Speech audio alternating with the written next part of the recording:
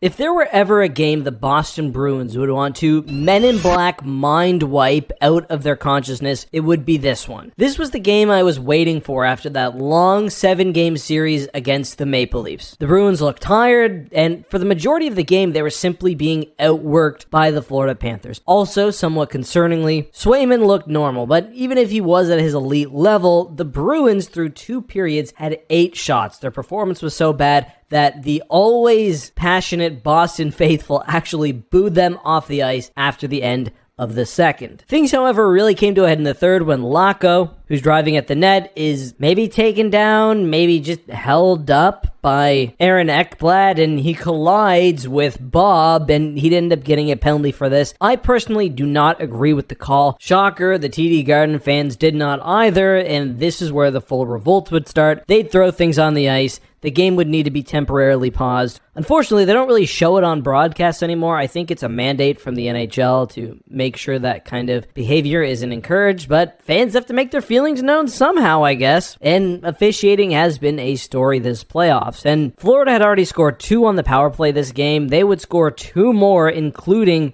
on the Laco penalty, and this was one of the concerning ones. Swayman should probably see this slap shot. It's one that I would expect him to save, but that would make the game 4-0. The Bruins would actually get some energy in the third. They'd put 2 goals together. The crowd would be reinvigorated. However, Bob would stand on his head. The game would never get closer than within 2 goals. Florida would pot home an empty netter, then one more to take the series lead 2-1. Boston needs to have a big game 4. I didn't like very much of anything that I saw tonight. The Panthers were dictating play. It felt like they were more physical. And on that note, Brad Marchand was actually injured in this one. He would play through it in the second, but would not come back in the third. Obviously, the Bruins are hoping they can get him back. Otherwise, that is a major, major loss. But that's all for me. Let me know what you thought of the game, of course, and more down below.